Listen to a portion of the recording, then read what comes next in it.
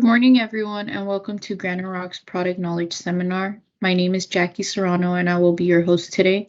For today's seminar, we have a very special guest who is an expert in the world of synthetic grass. We hope you are all as excited and ready to learn as we are. For everyone's information, we will be recording this session to grant replay access to those who are unable to join our live event today. Before we get started, we ask everyone to please keep yourselves muted and camera turned off. The chat is open, so we encourage questions or comments throughout the meeting. If you happen to have a question, please add it in the chat section and we will try to answer them as soon as possible. I will now hand it off to Lee. Good morning, everyone. Thank you for taking the time to join us today. And we'll get started here. We have quite a bit to cover. My name is Lee Mendez. I am the manufacturer's rep for Global Syn-Turf. I am local in the Bay Area, so if you need anything, I am here to assist you after this presentation. We're going to cover the products, application, layout and measurements, basic installation, and maintenance of the product. Again, if anybody has questions, you can go ahead and ask while we're doing the presentation. I'd like for it to be as interactive as possible. Turf blade designs. We have many different types of blade designs, and the reason for that is it gives it a different texture, feel, look to the product. It'll sometimes give it a little bit more shading, and also it also helps the blades be a little bit more resilient when there's foot traffic. So things like this, the double W blade, or the U blade or an M blade shape, those are all done with the intention of helping the blade to be able to stand straight up a little bit more. It just and it gives the product a different feel most of the time. So these are the let me just bring my pointer online here. Hopefully you guys can see this. This product here, Supernatural, has been around now for a little bit over a year. It is a 4-blade design product, and it gives it a little bit more of a realistic look to it. One of our most popular blades is called the S blade series, and under magnification, you can see it here off to the right hand side. The blade actually does look like an S, and then the Riviera Monterey down at the lower section, you can see that's an M blade shape. That's all those different shapes again are going to give the product a different feel. So the lead testing is very important. Make sure that there's no lead in the product. We do Gmax testing, which is to make sure that if you're using it on a playground, that you can have fall ratings from 6 to 9 feet. Flammability testing is another one that goes through. This is all done in independent labs. UV testing is to make sure the product's not going to degrade from the UV effects from the sunlight. And then obviously wear and tear tests. Those are all done by independent labs. All of our product goes through this testing. Next, I'd like to talk to you guys about the applications. There's numerous applications for the product. You have everything from, you can see in these little bubbles here, everything from children's playgrounds to dog parks. A really popular one right now is around swimming pools, and certainly for golf. We have others that are just, around stepping stones. Very popular right now in the larger cities is rooftop applications. And again, we have down here, lower left, you have this is a bocce ball court, actually. So there's a bunch of different things that we're using turf for, indoor training facilities, city parks, common areas in between condo complexes and business offices and so forth. So the applications are pretty much endless. The next one I'd like to go over is what are the benefits, right? We have sort of a no more list here. This is primarily for the end user. Obviously, no more watering, no lawn maintenance costs. That's all going to go away. You're not going to have to mow or add pesticides or seeding or fertilizer. It gets rid of all the insects. Bare spots and seasonal die-off, don't have to worry about that anymore. And with pets, you're not worried about any mud or damaged areas. Basically, you want to find out what what the end user is looking for, and then give them the different options for it. Again, the benefits for property owners: your lawn's green all year long. Durability, product comes with a 15-year warranty. You have water conservation, no mower emissions. It's eco-friendly and permeable, so we can allow the water back into the soils. It's safe for children and pets. There is no chemicals or anything in there that would hurt them. Putting greens are maintenance free. So if you have a putting green, you're not worried about having to mow it, resand it. And then obviously children's playgrounds, they're safe for the falls. If you're a contractor, what are the benefits of using artificial grass? Well, as far as what you can charge, you can pretty much charge what you're charging for installation of the pavers right now. So depending on what market, you can charge about the same, if not a little bit more, for the installation. It's at least 30% faster, so the contractor is going to get paid sooner. It's much cleaner than doing a bunch of the other concrete or pavers or anything like that. The job site is easily cleaned up. No dust. You don't have to worry about washing people's cars off because you've gotten dust all over the place. Most of the base structure is the same as with pavers. So the excavation compaction is very easy. The demand year over year, we're seeing a 25 to 30% growth, if not higher. And this is something that you can add to your portfolio if you're a contractor. You can add it as a design application. So you're adding more value to your customer's project. It is U.S. Green Building and LEED certified. And you can, if you are a person or contractor who has monthly contracts, you can add that to your monthly contract. You can come back every month and brush it off. Make sure if there's pets in the area, you can clean it, and you can make sure that the blades look nice and straight by re-brooming it. So it's something that is can be used by just about any contractor that's doing anything with hardscapes right now. This next slide here is a basic turf installation. You can see the cross section where we have our base structure. That's a 3/4 inch rock, followed by a 1 inch layer of something that's very fine. And then if you need to, you can add weed barrier, and then the turf over the top. And then the last portion is a sand going into the face of the artificial turf. What are some of the most common tools that you're going to need to install the job? What are your startup costs if you've never done this before? We figure under $1,000 you can purchase most of the things that you're going to need, and you can probably get paid back on that $1,000 within the first 1 or 2 jobs. But the basics of what you need, obviously you're going to need a compactor. You're going to need good cutting tools. You're going to need a carpet stretcher or knee kicker.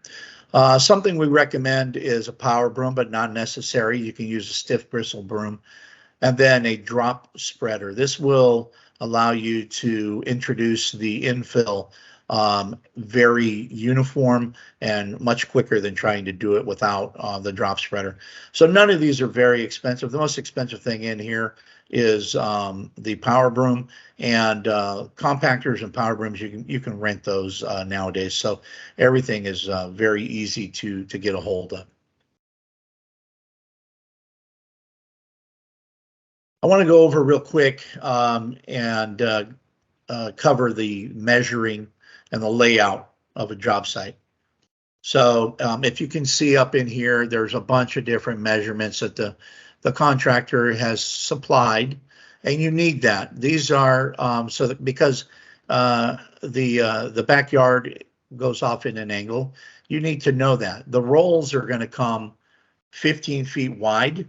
We cut the length, we do not cut the width, so they're always going to be 15 foot wide by some length to the foot.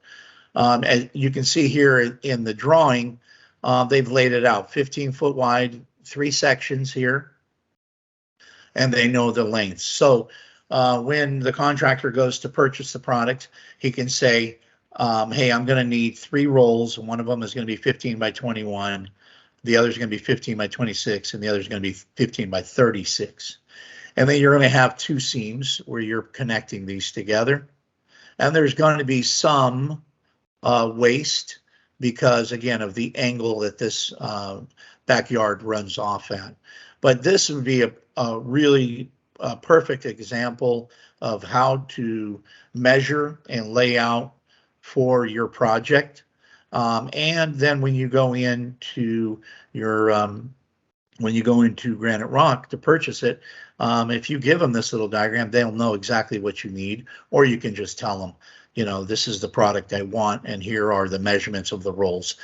This way, as a contractor, you know that you've got it covered, and you're going to get the correct size product. Instead of just saying, I need 600 square feet, which then we would just give you one entire roll. And then you would have to cut it out at the job site. It's much more difficult to move a big roll around than it is to move 3 individual smaller rolls. So you always want to tell the person at the counter exactly what size rolls you want to order. And the other thing too is by doing this little drawing, this layout, you are ensuring that your rolls are going to always have the blades facing the same direction. Artificial turf is a directional product, which means that the blades need to face the same direction. If you have one blade, let's say, facing north and the other blade facing south on the second roll, it's going to look like a sports field where you see they've mowed the area going one way and then they mow it coming back the other way. So you have these light and dark spots. So always the blades have to face the same direction. I have a question, Lee. How do you Sure. know what way the blades have to be facing? Is it noticeable? It is noticeable, and I'll just go back to that slide. So you see on the top portion, you can see the fence line, right? So the very front of that is where the focal point would be. So your house is at the bottom of that photograph. You would want those blades to be facing that patio area, the house area. The reason for that is if the blade is facing you, you get more of a vibrant look than if it's facing away. Both of them look nice, but we just always recommend that the blades face the focal point, which would be here in the patio area. So if you have, say somebody lays the product out incorrectly, you're going to see it right away. The difference between the blades facing the same direction is night and day. Literally, you can see one will be lighter in color, the other will be darker in color. But typically for design aspect, we always recommend whenever possible, have the blades facing directly towards the focal point of the house. I hope that answers the question. It did, thank you. Excuse me.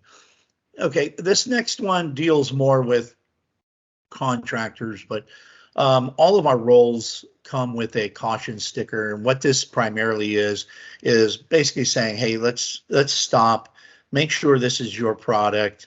Let's take your sample, put it up against the roll, make sure that you received the correct material, open it up, check to make sure there are no defects, nothing happened in transportation, there are no tears, nothing like that. And also measure the roll once you lay it out. If you have the luxury of space and you can open up the entire thing, measure it just to make sure that we didn't make a mistake and maybe cut it the wrong size or something like that. So it's always best to double check before starting to install, because we can take care of things much faster if there is no installation that has been done to it. So all of our rolls come with this cautionary sticker on it. The next set of slides is just real, very basic of how do you install the turf. The first thing you want to do, and you can see it here in this little drawing, you want to pick one edge, and you want to go ahead and put your spikes down all the way through to secure that edge. And then here in the middle photograph, you're seeing these guys, they're putting down the nails and they're stretching the turf. So you'll secure one edge and then you stretch your turf. We like to say start 2 foot from the outer edge, and then 5 foot up, and then just do that going at 5 foot increments all the way until you get to the end, leaving your perimeter on 3 sides about 2 foot where there are no nails or anything like that. The reason for that is because when you come back and you start to secure your edges, you may have to stretch a little bit. So when you're stretching the product, you always want to stretch in the same direction all the time until you get to the outer perimeters, and then you can stretch to the side. But this photograph here illustrates opening up the blades so that you can put your nails down, and it's not trapping any of those heads. The head is not trapping any of the blades underneath that nail head, because you will notice that. So this is there are multiple ways of doing this, but you always want to make sure you're securing the turf with the nails, and that you are stretching it, because with heat the product is going to want to relax, and then when it gets cold in the evenings, it's going to want to contract, and that could cause waves or wrinkles. So if you stretch it and nail it down, you should remove any of the possibility of that happening. And the infill, which we'll talk about in a little bit, also helps with that. So this is just a very quick, very basic of how you would stretch and nail it down. This next slide is we're going to start talking about seaming. So what products do we use to seam 2 pieces of turf together? We use, there's 2 methods. You can just use nails, which are down here at the lower, and then you can use seaming fabric and glue. So the seaming fabric typically is 12 inches wide. These come pre-cut, 1 foot by 15 and 1 foot by 50, or you can get an entire roll 330 foot long, depending on what the project is going to require. The 2 types of glue, there are a 2-gallon bucket, and then there's a 28-ounce tube of glue, which is obviously meant for smaller jobs, and they get applied in different methods here. One is with a trowel. That's the tub of glue gets troweled on, and then the caulking gun just gets put on there as sort of an S pattern. You want to put this down as thin as possible so that when the glue starts to set up, it doesn't raise up too thick. So when doing a seam, this is probably the question I get asked the most. How do you do a seam that's going to be invisible? So what we want to do when preparing the turf for a seam, so you have 2 pieces of turf, we want to try to mimic the spacing that the machinery provides. So These are stitch rows. They're raised on the back. You can see them. Each one of those are blades. In between each stitch row, that is a blank. There's nothing there. So when we put two pieces together, we want to make sure that we're not too close together or too far apart. So how do we do that?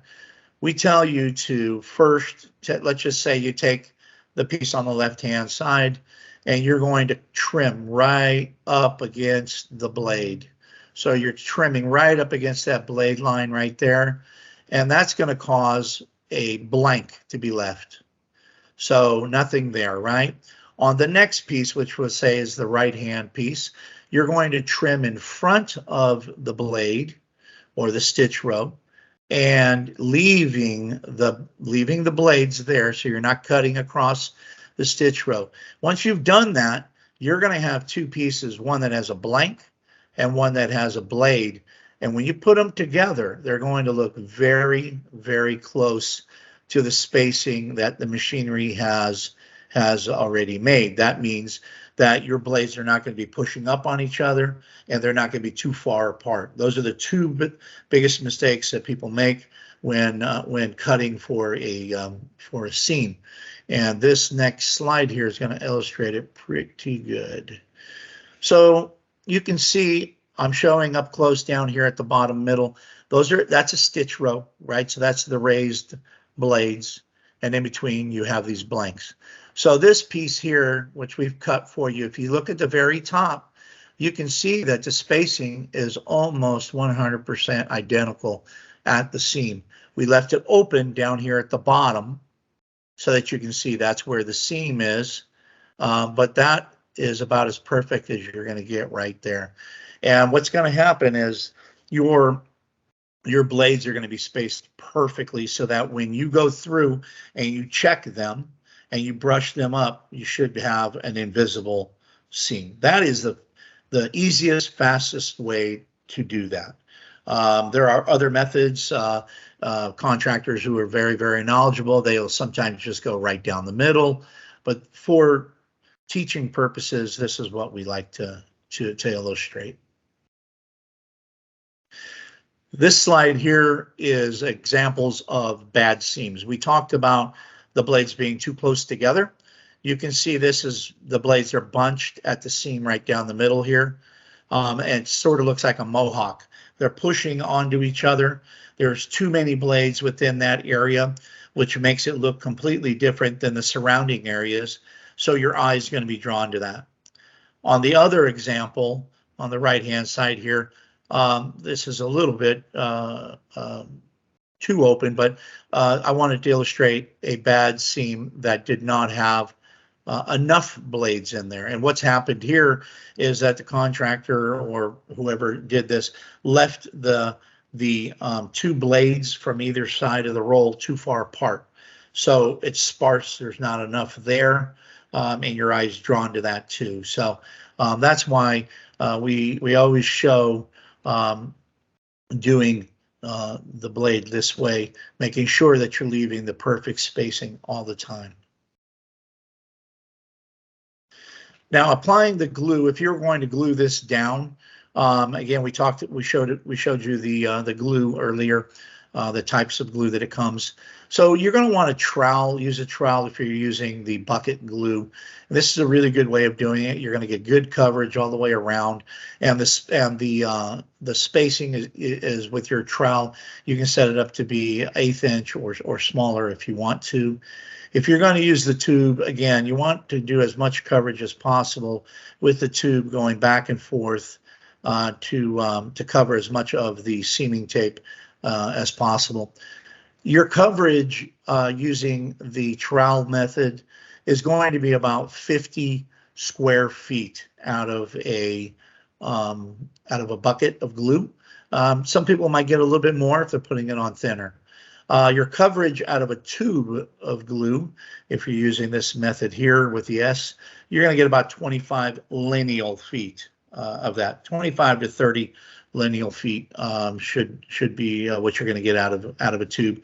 Typically, you want to either pour it, spread it, no thicker than about 1/8 of an inch, because as the glue sets, it gets a little thicker. So you don't want your seam to be higher than the rest of the project, because you could see the blades being a little bit higher from the sides when you look at it. So you always want to be very cautious of that. This method here is basically just using nails. You're just using nails to go ahead and nail down your seam. So you've cut your seam, you've checked it, it looks really perfect, and now you're just going to put nails. You can do it this way, this is a little bit overkill, or you can just do a zigzag method where you're putting your nail down every 4 to 6 inches, and just zigzagging it back and forth. This method here is not permanent. Obviously, you can go back and make changes. You can take those nails out and fix it if you need to. Whereas once you do the glue and tape method, in about 2 hours, it's going to set up and you're not going to be able to take it apart anymore. So it makes it much more difficult to do any kind of repair work. Again, in the lower here, showing you have to spread open the blade so that it does not get trapped under the head of the nail. This slide here, we're just going to go over briefly the trimming.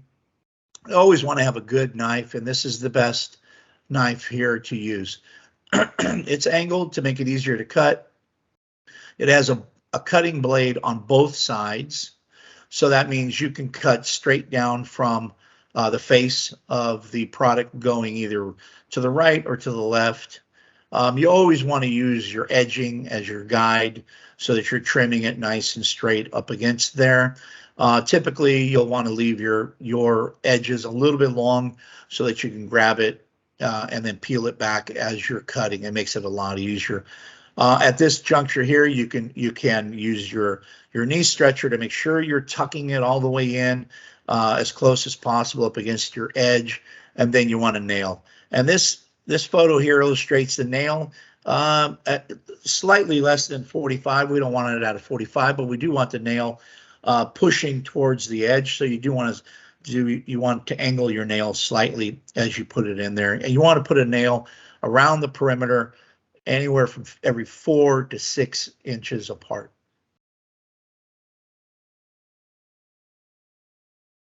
So now we've talked about stretching the turf, nailing the turf, doing a seam, cutting for that seam, gluing that down. So the last thing that you do is you're going to install your infill. Infill is very important. The major role of infill is to act as a ballast to weigh down the turf so that it is going to keep the turf in place. We talked briefly about expansion and contraction.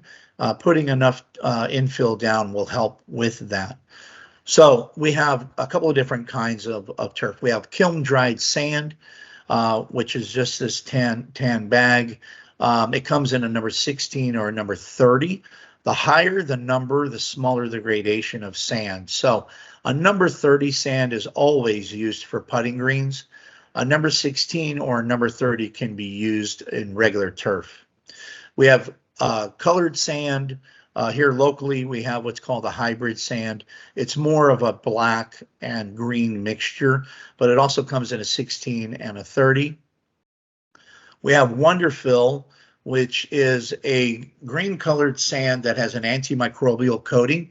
You can use this in pet areas. You can use it in areas where maybe there's a likelihood that it doesn't get much sun. You don't want any kind of mold or mildew growth there. It's a really, really good product, safe for animals and children.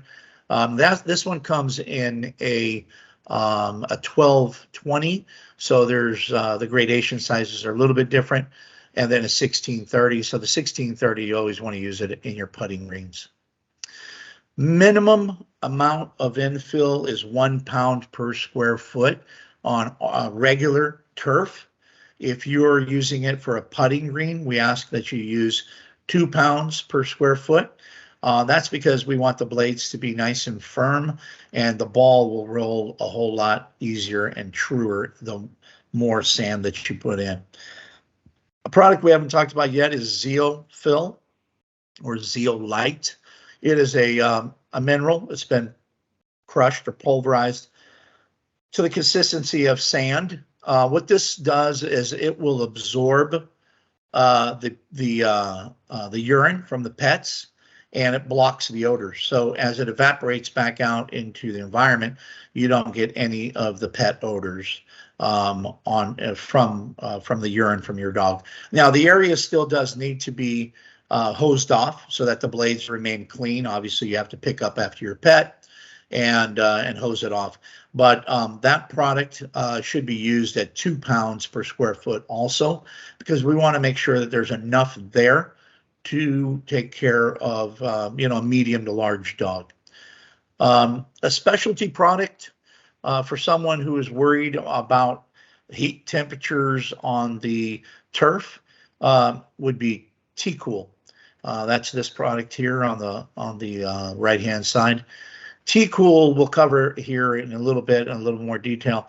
It is going to reduce the temperature of the turf somewhere between 30 to 40, and we have some testing that says 50 degrees cooler. So it is the only thing currently on the market that we are aware of that truly lowers the temperature of the blades. So for turf that is out in the sunlight, direct sunlight all the time, this is a perfect product to use. This replaces all other infill. And here is the T-Cool. It needs to have irrigation, so you're going to have to leave your irrigation system active. You need to put down about 1/4 of an inch throughout the entire area. The T-Cool will absorb all that water, and as it evaporates, it cools the blades almost like what natural grass does. Depending on the area, depending how hot it is, you're going to have to re-water it every couple of days. It depends how much you're going to use it. If you're not going to use it your backyard, say for 3 or 4 days, you don't need to do this. You can do it the evening before or something like that. But it is the only product right now that we know works 30 to 40 or 50 degrees cooler to keep the turf a lot cooler, and it is safe for your pets and kids. So earlier we talked about tools, and we had talked about the drop spreader. So what the drop spreader does is illustrated very well here in this top photograph. See how the sand has been laid down very, very even. That's going to make it a whole lot easier for you to brush it in. But we've also talked about infill rates, 1 pound per square foot, 2 pounds per square foot. So how do you know that you're putting it down enough? If you take a 50-pound bag and you put it in the drop spreader and you go and disperse it, once it's gone, you can take out your tape measure and measure and see, did you get 40 square feet? Did you get 60 square feet? That gives you a good gauge to how fast you need to move so that you know you're putting it down appropriately. We also had talked about the power brooms. So power brooms work real well, very aggressive on the turf. It will help brush all of that sand all the way down to the bottom. We don't want to see the sand. We want the sand to go all the way down to the bottom. But using power brooms, you have to be very careful. You got to keep them moving. You don't want them to be left in one area too long. It could damage the blades. If you don't have a power broom, you can do this same thing with a stiff bristle wide broom. You can brush the infill down with that. Turf maintenance is very, very easy. You can blow off leaves and dust and debris. You can hose it off to get rid of any of the dust and restore its shine. You brush up the blades. If the blades have been crushed down, you can brush them up with just a regular broom. If there are any weeds, you can spray the weeds with Roundup or something like that. It's not going to hurt the grass. Usually that happens maybe around the edges. And then obviously your pets, you're going to have to pick up the droppings and hose off the area. We do have a product called odor neutralizer, pet odor neutralizer, and it's biodegradable. You would use that to remove any odors that you would have on the blades of the product. But that's it, basically, as far as the maintenance goes on the turf. And this brings us to the end of my presentation. So if you folks have any questions whatsoever, you can ask now, and I'll be happy to answer any questions you have. This is my contact information, my cell phone, my email address. I will leave this up here for you if you want to write it down.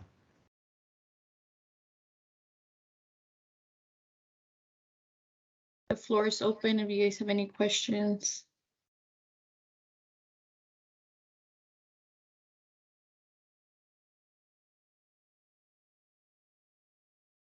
I have one, Lee. What would you say is your most popular type of turf? The S-blade or? Yeah, the S-Blade 90 by far is our most popular. It is it's very thick, very lush. It's 90 ounces per square yard. It's delustered, so it doesn't look shiny. A lot of products that are out on the market today, they look plasticky, they look shiny when you install them, and the S-Blade does not. And quite a few of our products we've gone through and delustered them so that they are not shiny. But the S-Blade is still by far our most popular, but catching up very rapidly is the Supernatural series. It's because of I think because it has multitude of colors. There's 4 different colors, 4 different blade shapes, and we left the thatching high in that one, so it looks like spring grass. It looks like it's in a state of flux. We wanted to try to get it to look as natural as possible. So those are the 2 most popular, especially for this area. Thank you. Any other questions out there? Don't be shy. Oh, I think we have one in the chat. It says, Lee, can this product be installed over FRP grading, or is a synthetic plastic base required? I'm not 100% positive what SRP is. Maybe they're referring to maybe a rooftop application.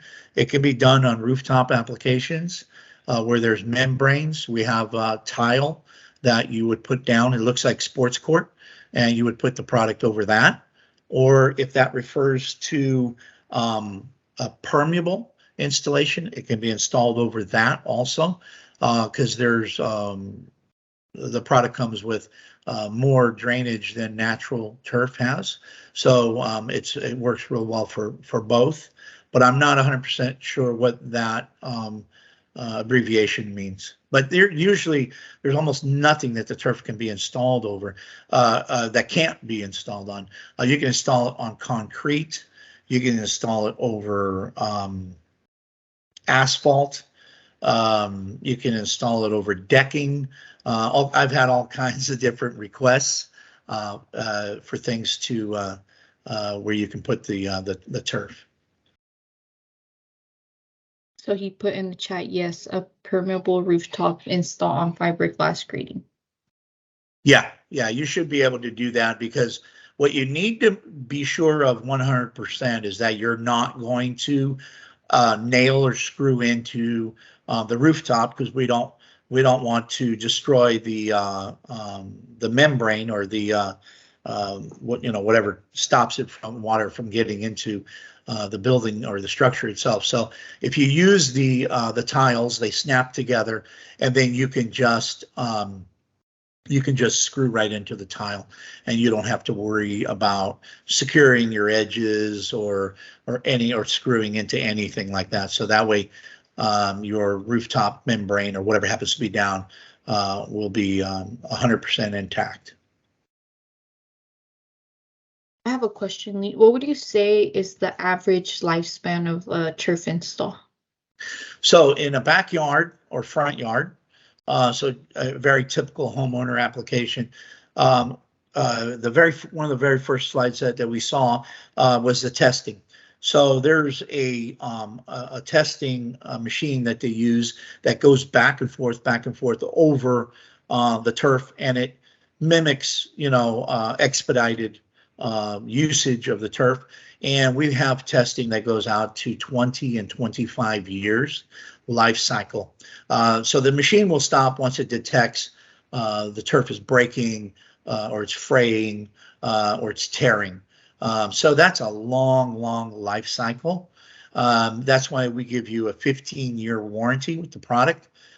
So if it's not a sports field, or if it's not in an extremely dense traffic area, you're going to get minimum 15 years out of this thing, but on the average, at least 20 years. Can you go a little bit over your warranty? Like, what does it cover and what it doesn't? So the warranty, I left it out of the slides. I guess I probably should have put that in. The warranty is going to cover manufacturer's workmanship, right? So make sure that the product has the UV inhibitors in it so that the sun is not going to degrade it. It's going to cover the life cycle, right? So that to make sure that it can handle the traffic, it's not going to start to tear or fray. It is going to cover it's going to cover the UV effects, I think, that we've gone through it. So it's basically to tell you that it's not going to come apart. It's not going to have defects. It covers what we call the pull test. So let's just say you had a dog and the dog was pulling at the turf or kids or whatever.